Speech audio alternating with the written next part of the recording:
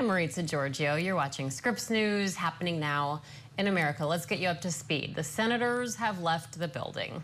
That means day one of the government shutdown will turn into two, most likely three. There is no scheduled vote on the budget on the calendar, and that means 750,000 federal workers remain furloughed, and everyday folks are going to be trying to figure out how this shutdown will affect them when they will see the impacts. Now, there have been some ongoing bipartisan meetings, gaggles happening on the Senate floor. We're keeping an eye on two women in particular. That's Republican Senator Lisa Murkowski, Democratic Senator Jeanne Shaheen. The two spoke last night. Shaheen said she didn't want the shutdown to happen. She's pressing hard on Republicans to cut a deal on these health care subsidies. We have team coverage tonight. Our business and tech correspondent, Maura Barrett, looking at the impact. But we begin with congressional correspondent Nathaniel Reed, who's been on the steps of the Capitol all day long looking for any kind of movement. So, Nate, I know that the senators just left the building, but any indication at all from them leaving that these conversations will continue maybe into the evening over the phone even?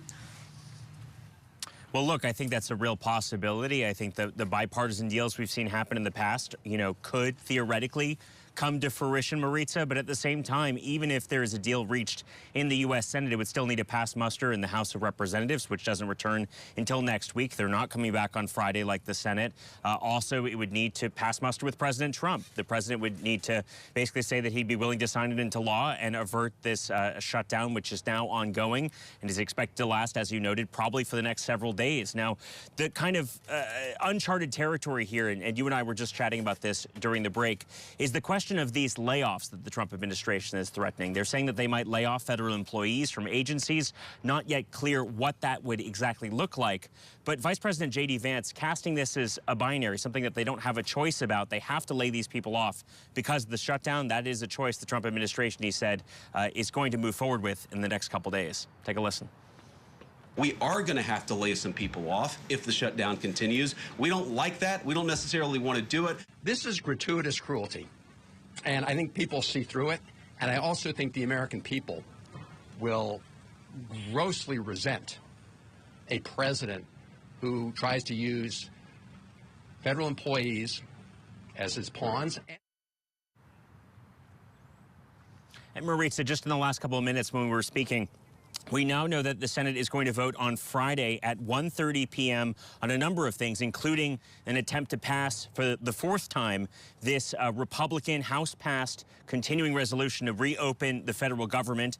It's failed the last three times. I guess there's an attempt here, number 4, coming up on Friday to reopen the federal government at 1:30. It does not seem likely at this point that that will pass in the U.S. Senate. But again, if those negotiations prove to be fruitful, if there's a deal to be had, that seems to be the soonest that the government could reopen, meaning that we are staring down the barrel rather of at least a several-day shutdown. Again, not clear if the outcome of that vote on Friday will be anything like the last 3 votes to attempt to open the government, which of course all failed.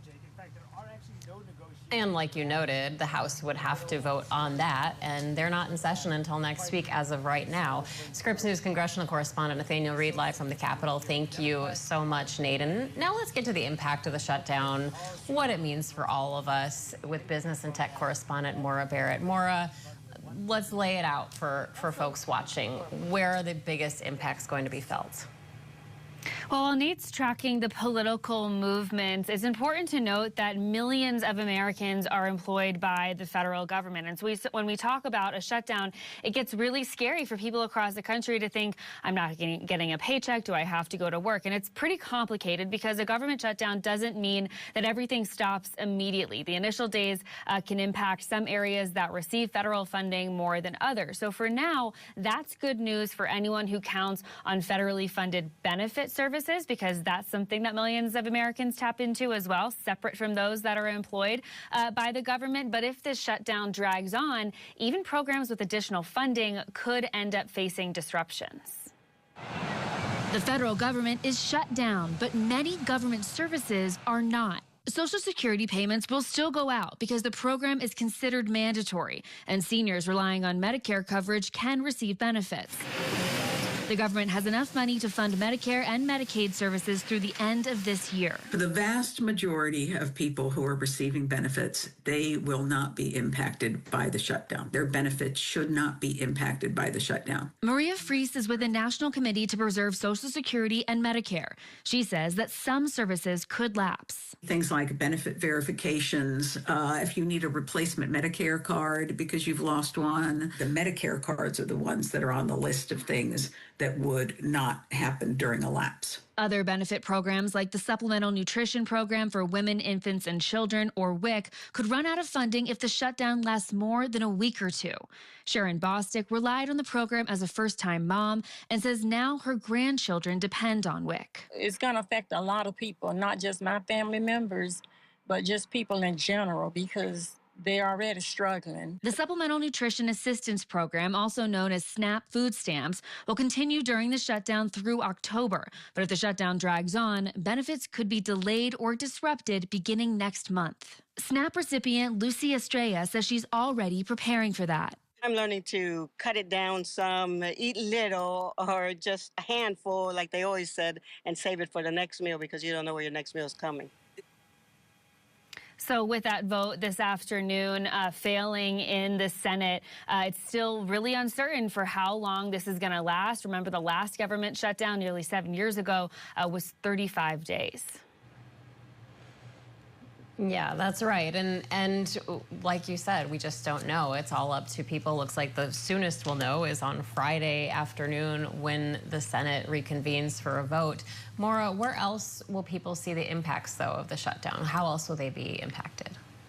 So some of it's going to depend on how long it lasts. As we laid out in the piece, a lot of that funding existing through the end of the month. But remember, people who are employed by the government are working right now, a lot of them without pay. So TSA workers, air traffic controllers, some of those that are considered essential workers. So they're continuing to work without pay for now. But if it drags on, we could see employees start to call out sick really frequently. And that's what happened back in 2019. So that could slow down any travel getting through the airport. And then national parks are set to stay open for now, even though they furloughed about 2/3 of the Park Service employees.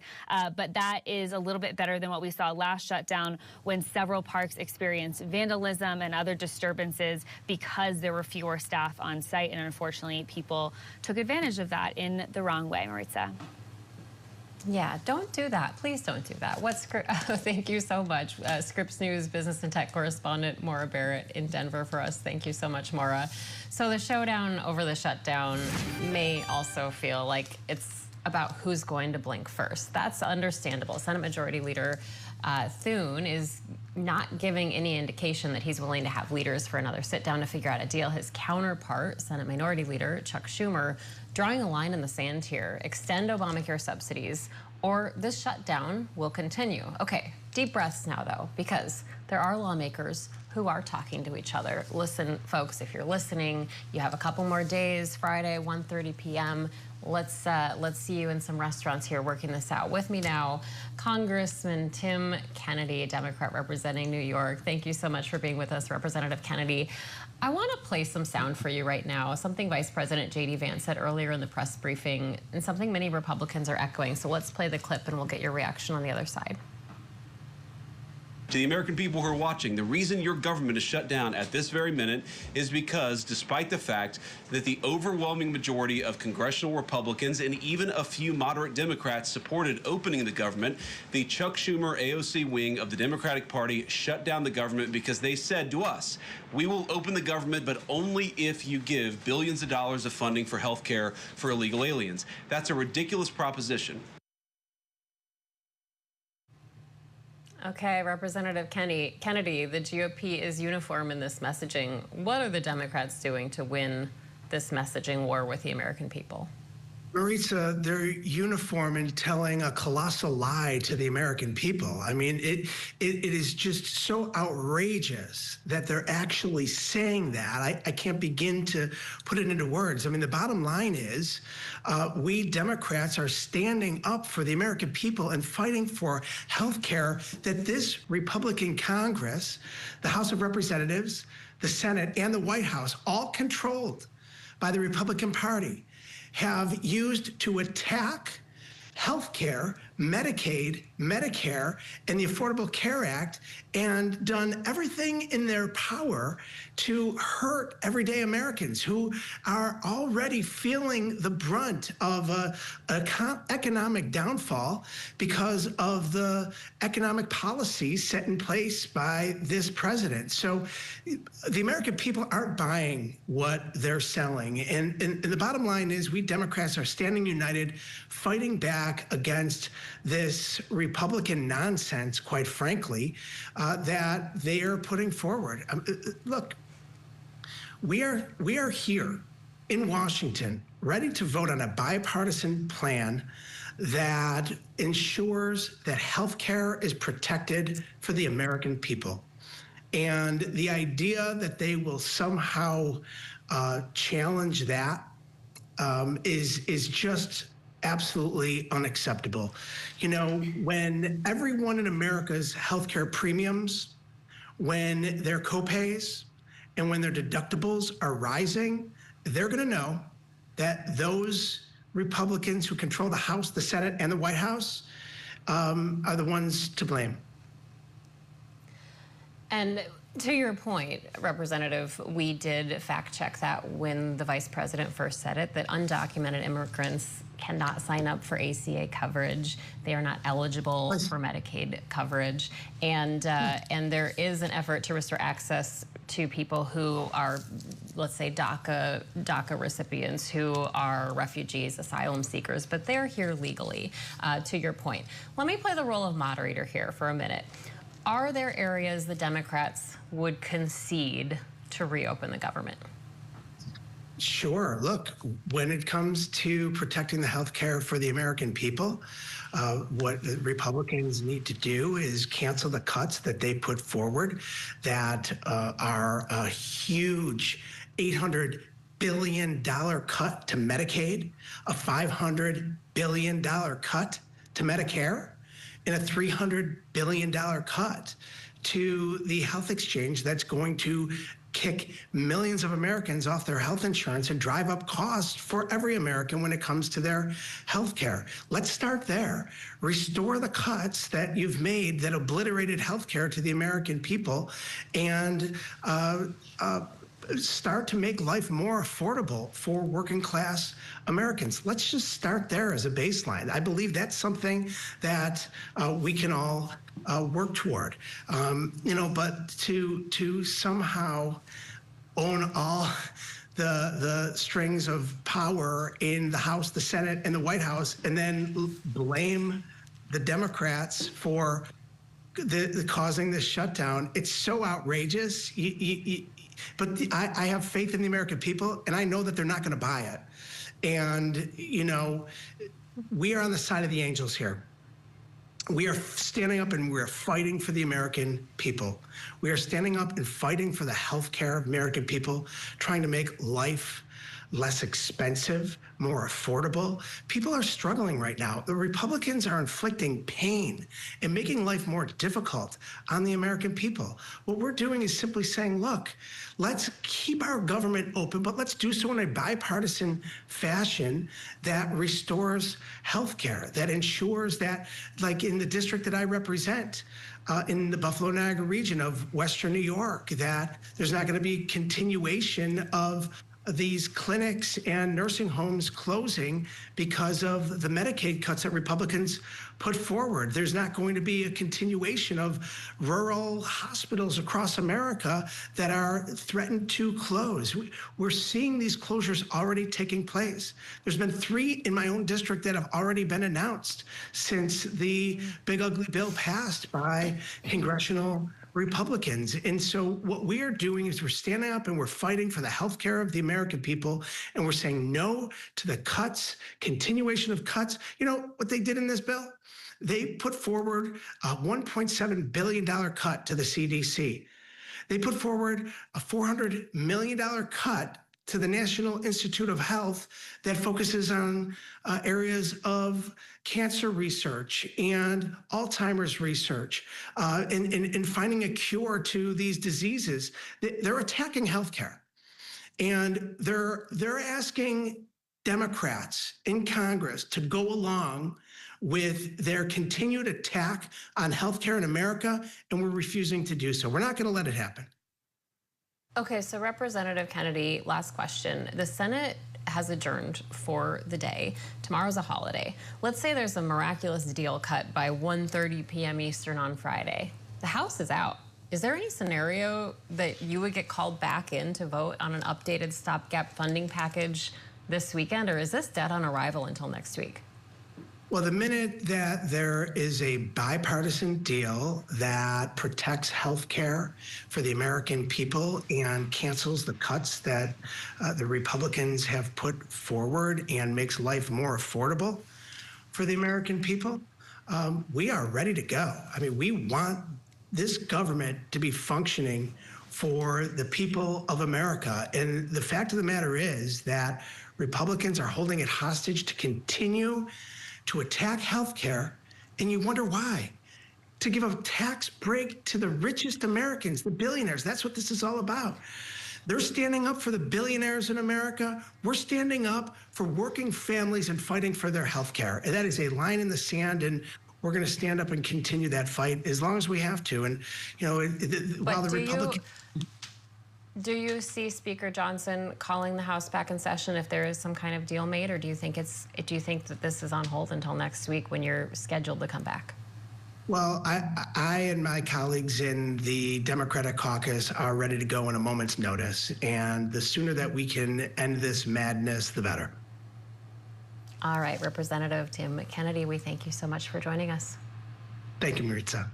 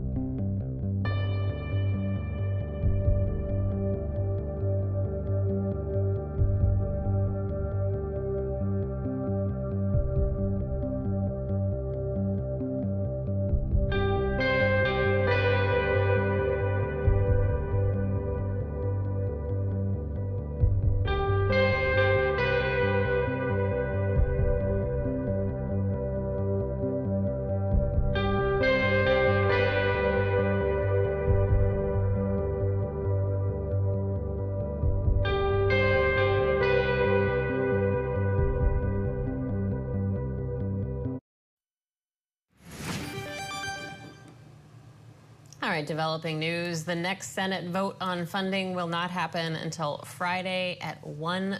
6:30 p.m. That means you have at least another full day of us talking all about this shutdown here on Scripps News. The White House addressed day one of the federal government shutdown during its weekly press briefing today with a special appearance from Vice President J.D. Vance. Now, Scripps News White House correspondent Haley Bull joins us live from the White House with the latest. Haley, you were in that press briefing when the VP joined. So what is their hardline stance today? What is the White House reaction?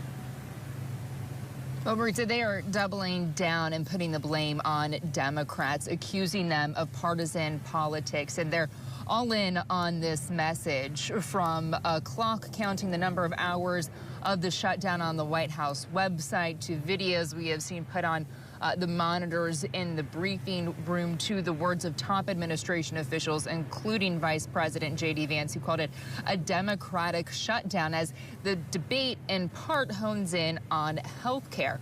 Now, the Vice President signaled that they are willing to have discussions with Republicans on ways to make health care more accessible, while the administration at the same time has made a red line clear against funding benefits for those in the country illegally in their view. Of course, undocumented migrants are not eligible for federal health care benefits. But a new memo from the White House out this afternoon says the health care reforms that Democrats want would result in, they say, $200 billion spent on non-citizens after the next decade, after the president sought to limit eligibility to those in the United States. Now, the White House is alleging that Democrats are demanding governments fund health care for undocumented migrants in order to open. Again, they are not eligible for those programs. But the memo states that provisions ensure Medicaid can't be used, quote, in conjunction with the abuses of the immigration system, like the Biden administration's misuse of the parole and asylum processes. And that is a sentiment we heard the vice president echo today. He also said he didn't believe that this would be a long shutdown, Maritza, and that moderate Democrats are, quote, cracking a little bit. He says he and President Trump have been talking to colleagues in the Senate with their focus on how to gain more Democratic votes. Now, we haven't heard extensively from the president public today, absent a post along those lines, the same criticism about their allegations that Democrats are demanding health care funding for non-citizens. Now, we understand President Trump was expected to be regularly briefed throughout the day, to have staff meetings today, and a senior administration official telling us that the legislative affairs team has been locked in. Now, leading up to midnight yesterday, we were told that the president has been engaged and that more broadly the lines of communication had been open with both Republicans and Democrats, Maritza. Yeah, and Haley, as we mentioned in our last segment, undocumented immigrants cannot sign up for the ACA or for Medicaid. And his latest post goes after Representative Maxine Waters, but we'll just put that aside here. The administration isn't just pursuing furloughs during this shutdown, which is normal during a shutdown, but they're also talking about layoffs. And we know there's been a little bit of confusion around what that looks like, who would be affected. So has the White House offered any more guidance on what federal employees should be doing right now or looking for in terms of possible layoffs, more layoffs? There's still a lot of questions about the scope of these layoffs. What we know is the White House says that they are likely and imminent, but didn't provide any clarity on the numbers. Now, the director of the Office of Management and Budget was expected to show their proposal to the House Republican Conference today, according to the White House press secretary. The administration, though, directed agencies last week to consider layoffs for employees and programs specifically that don't have funding and, quote, are not consistent with the president's priorities, going beyond furloughs typically seen during a shutdown. And that comes as the administration more broadly, Maritza, has sought to cut the size of the federal workforce and cut programs it believes does not align with its priorities. We have seen a number of orders since the start of this Trump administration seeking to cut, for instance, diversity, equity, and inclusion programs, some climate programs. Today in particular, the OMB director announcing $8 billion in climate-related funding being canceled across 16 Democratic-led states, while $18 billion on hold for New York City infrastructure projects, notably in the home state of Senate Democratic leader Chuck Schumer, citing, quote, DEI principles. Now, the vice president was pressed on why the administration is pursuing layoffs versus just furloughs. He said this.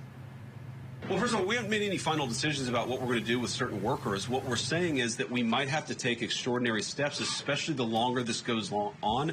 We're going to have to take extraordinary measures to ensure the people's government operates, again, not perfectly, because it's not going to operate perfectly in the midst of a shutdown, but operate as well as it possibly can.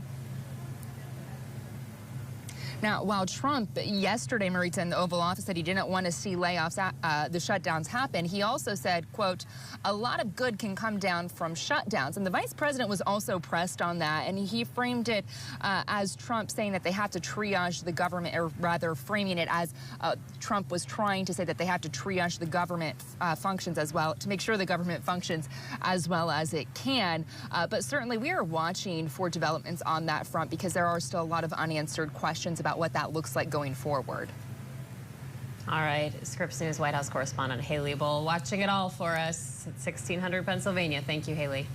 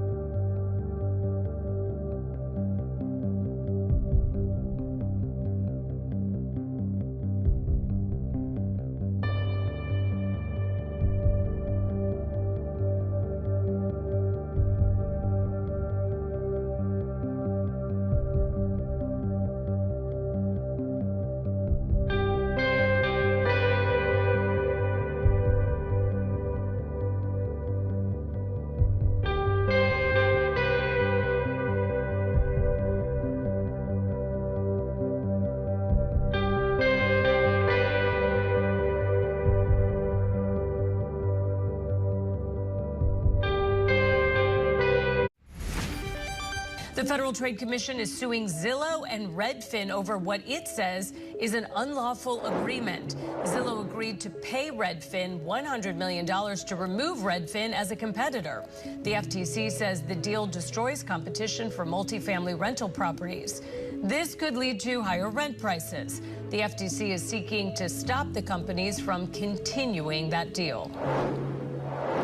Cuts to NPR, PBS, and other public media outlets have been in the news all year. Now the federal funds have actually run out.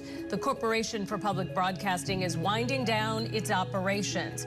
Republicans in Congress clawed back $1 billion in funds that had been budgeted for public media. Many stations, particularly in rural areas, will go under without federal support. Some Uncrustables sandwiches are getting a protein boost. The On-the-Go brand has added 2 new products to its lineup.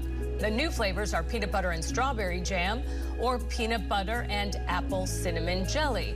They boast 12 grams of protein per sandwich. You can find them at retailers such as Walmart, Target, and Kroger. The Supreme Court is weighing whether to take up Ghislaine Maxwell's appeal to her 20-year federal prison sentence. I'm Alex Miller. My conversation with an Epstein survivor about this decision and much more coming up.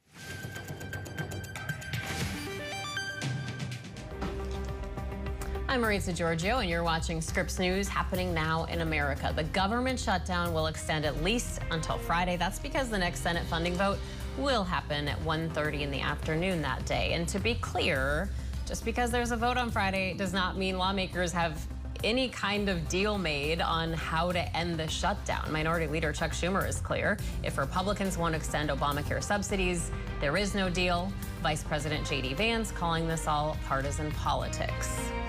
So to spell this out a little bit, a family of 4 making $90,000 a year would have to pay $3,700 more for healthcare premiums if the Affordable Care Act's enhanced premium tax credits expire or are left to expire at the end of the year. The analysis from the Kaiser Family Foundation found those getting healthcare through the marketplace would be hit with a double whammy of losing both those tax credits and also their healthcare premiums going up.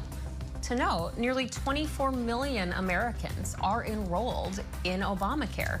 The vast majority receive one of those tax credits. Now, if they expire, many enrollees will still qualify for lower credits, but others will lose them entirely.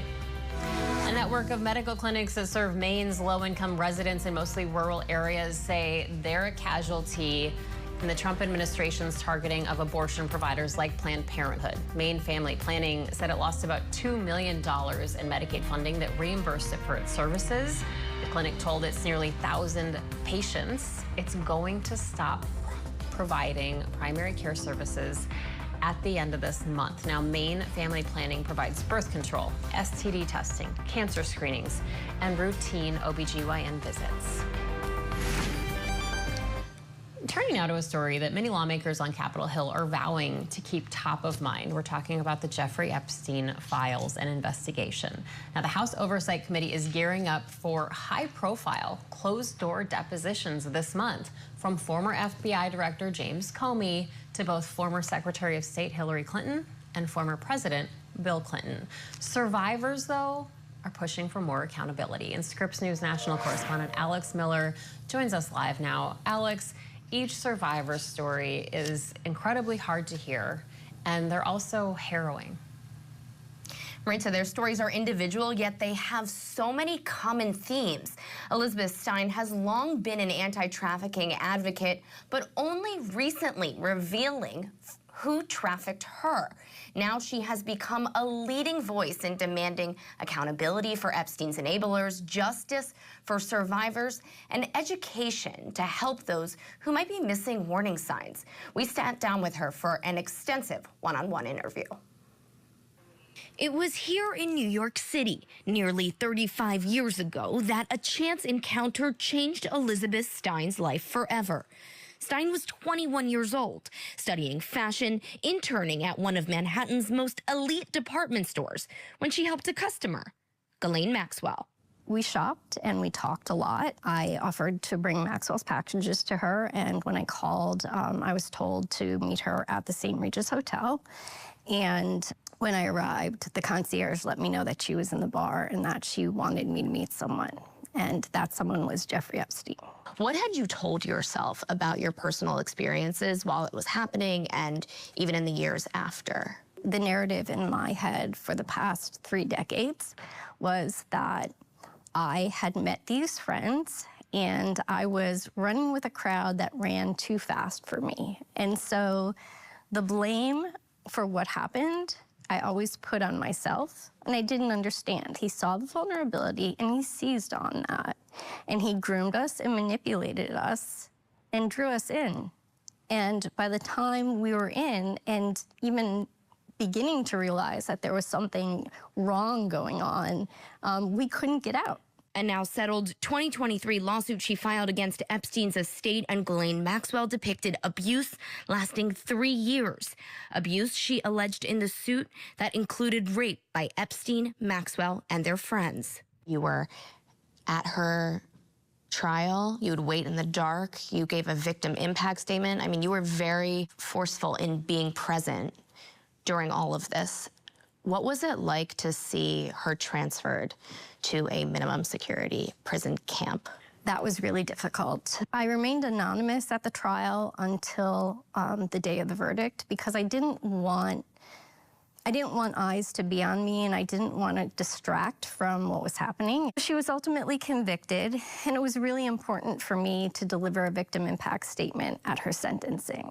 I felt really strongly about letting everyone in the courtroom know exactly what had happened to me, all of the bad, ugly things that had happened. We had a bit of justice when we saw her sentenced. And so to have her transferred from a prison that was,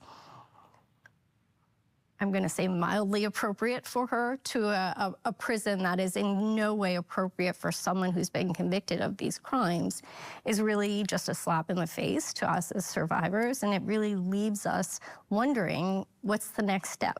How did you find out that she was moving? In the news, like everyone else did. That's something that's really been concerning to us as victims, is that we've had no communication from the federal government. Maxwell is continuing to fight for her release 3 years into a 20-year federal sentence. This week, the Supreme Court is weighing whether to take up her appeal. What would that mean if the highest court in the land takes up this case? The chances are pretty slim, and I am hoping that the American public wouldn't stand for that if it did happen. This is a miscarriage of justice, and we're just seeing it overlooked at every turn. You said that they stalked you when you tried to, stay away from them. Do you worry about your safety if she were to be getting out of prison? It's a very real concern, and it's something that I don't know if people really understand how palpable that fear is. These are people who have unlimited resources. But survivors are pushing through that fear. Some say they may put together their own list and expose their abusers. Do you support the idea of compiling a list and releasing it if the government won't do it themselves? It's important for people to consider what I was just talking about, and that is our safety. And second of all, it is not our job to release a list. It is the Justice Department's job to investigate this case, and they're not doing that. Would you contribute to a list? I think that would depend on the circumstances. That threat by survivors comes as President Trump continues to call the probe a Democratic hoax. Stein maintains this is not about politics. This has been going on for 5 administrations. It's not just specific to this administration. And you cannot tell me that a crime that by our Justice Department's own admission had 1,000 victims is a hoax. The FBI director said that he has not come across any credible evidence that these women were trafficked, these young girls and minors were trafficked to other men by Jeffrey Epstein. How is it possible for him to say that?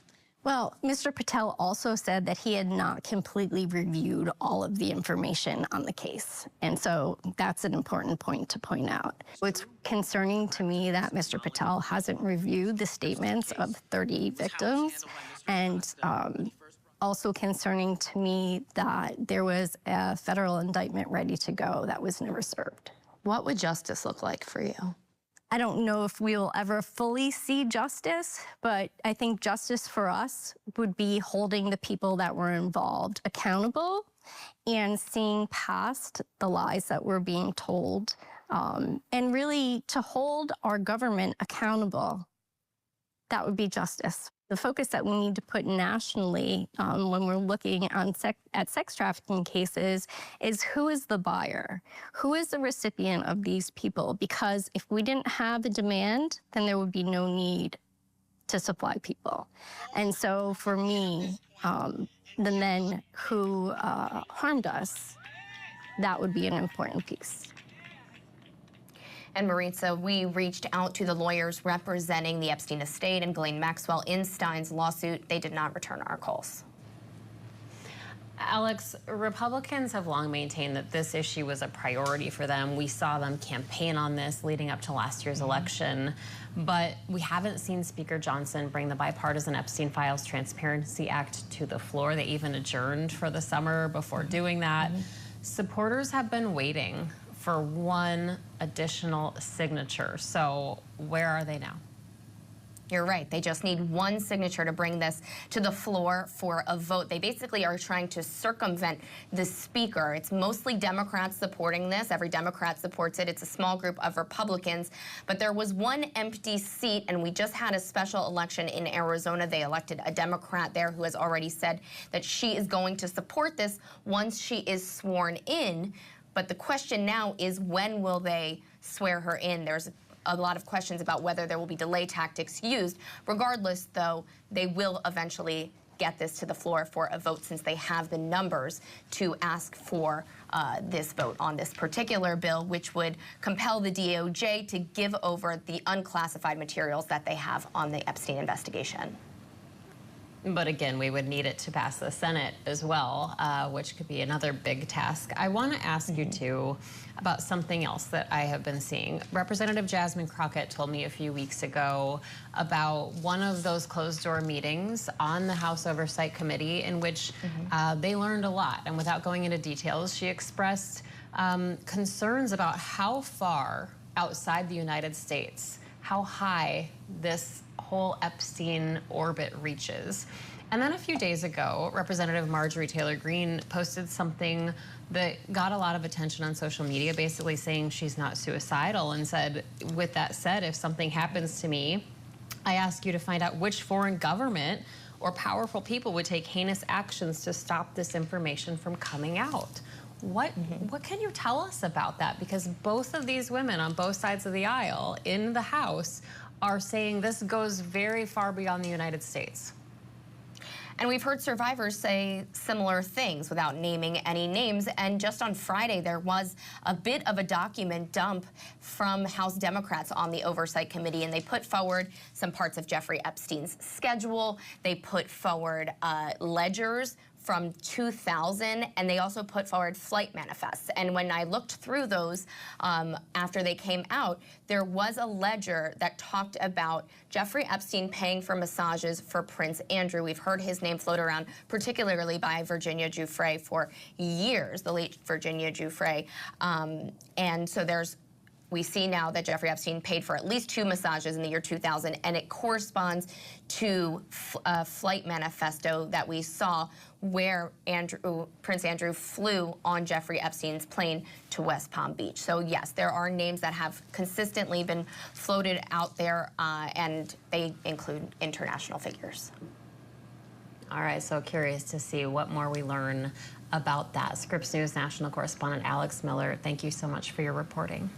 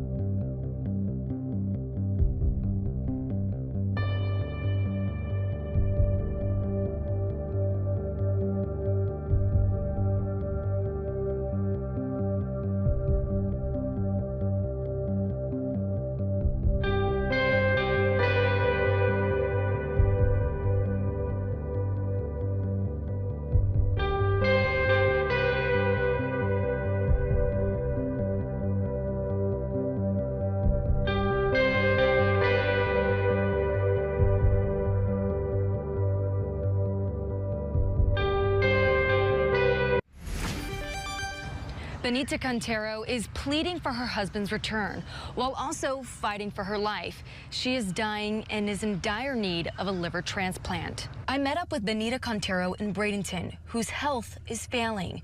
In Spanish, she tells me, the doctors said since they haven't found a cause, a transplant is the only solution. Cantero suffers from an autoimmune disease that has caused her liver to fail, and she can't get a transplant because she is also undocumented.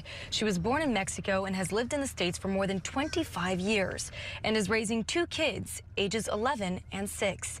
Cantero says, "Fuera por mí, if it was just me, I'm not scared to die because I know where I'm going, but I worry about my children. They are the biggest concern." Now she is calling for the release of her husband, Eddie Macario. He was pulled over for a traffic violation in May and was taken to a Pompano Beach detention center. Cantero tells me she can't support the kids on her own, and with her deteriorating health, she needs him.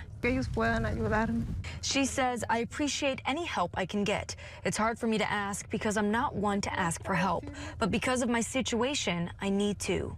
Community members like Ruth Beltran have stepped up to support her by helping feed her children, working to put her back on the transplant list, and trying to connect her with a private hospital that may be able to perform the procedure. No one should die just because they are missing a piece of paper. You know, we need to reach into our humanity, and we need to realize that we must save a life if we have the opportunity to do that. I spoke with Renata Castro, an immigration attorney who is not involved in this case. Castro says this family should not lose hope. If he has a hearing, there is an opportunity that A, if he is eligible, he could receive bond, or B, he could receive a more permanent relief.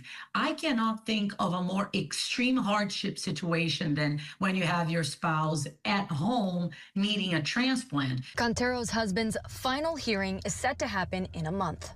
Annette Gutierrez, Scripps News Group.